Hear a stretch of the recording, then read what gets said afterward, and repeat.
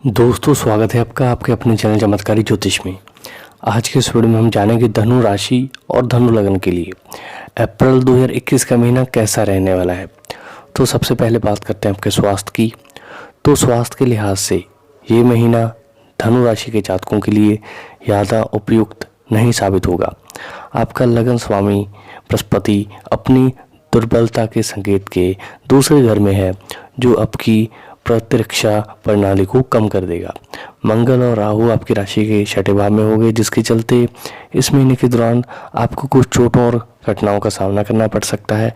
आपको बार बार शरीर में दर्द या घुटने में तकलीफ हो सकती है।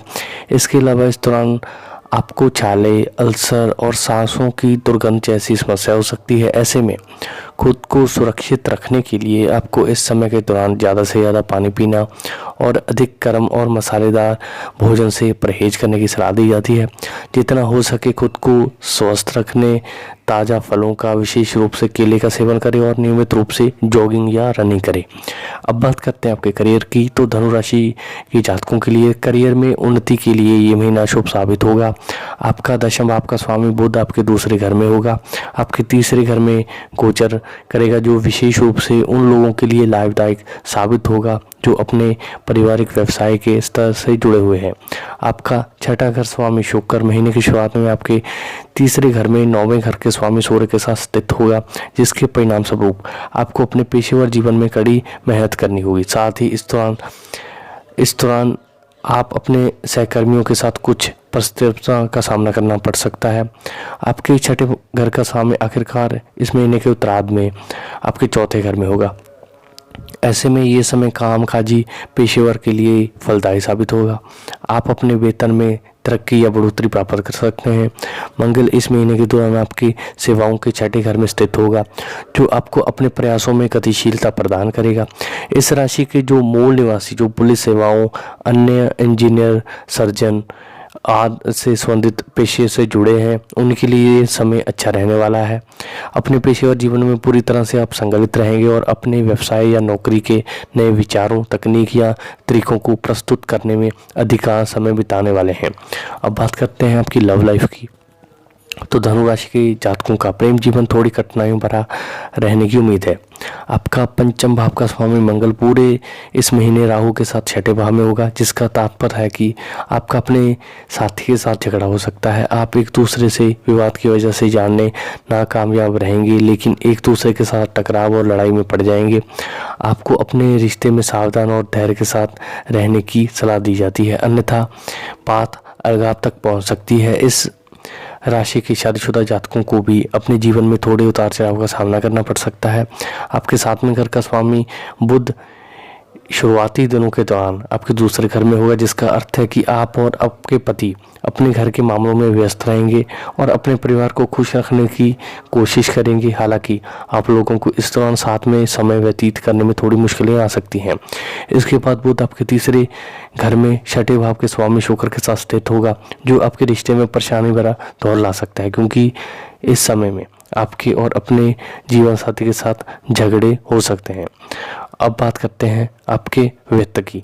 धनु राशि के जातकों का आर्थिक जीवन इस महीने में आरामदायक रहेगा, लेकिन आप इस महीने के दौरान अपनी वित्तीय स्थिति को कम आंक सकते हैं, जिसके चलते आप थोड़ा असुरक्षित महसूस कर सकते हैं।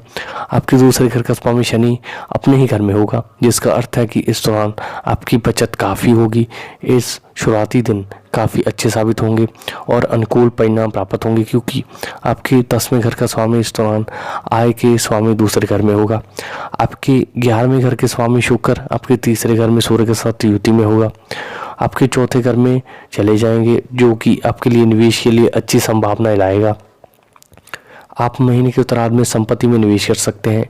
इस महीने के मध्य में आपको कुछ भारी खर्चा का सामना करना पड़ सकता है। ये खर्च किसी वाहन की खरीद, परिवार के व्यवसाय के विस्तार या पर संपत्ति की खरीद पर हो सकता है। राहु आपके 11वें भाव में दृष्टि देगा, जो आपके लिए कुछ बेवजह के खर्चे वजह बन सकता है। आप इस समय के दौरान अपने वित्त का उचित मूल्यांकन, उसे सही ढंग से देखने में सक्षम नहीं होंगे, तो आपको थोड़ी सी असुरक्षा भी महसूस होगी, जिससे आप अपना वही खाता भी बनाने में असमर्थ राहत महसूस कर सकते हैं।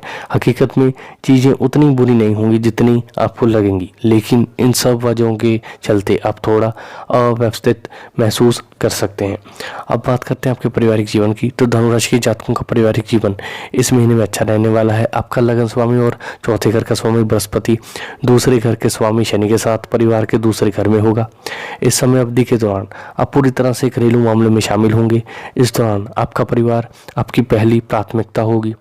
महीने की शुरुआत में नई चीज़ों को खरीदने या फिर घर के नवीकरण पे आप खर्च कर सकते हैं। आप अपने परिवार के साथ समय का लाभ उठा सकेंगे। आप अपनी माँ के साथ बंधन इस दौरान बहुत मजबूत होगा।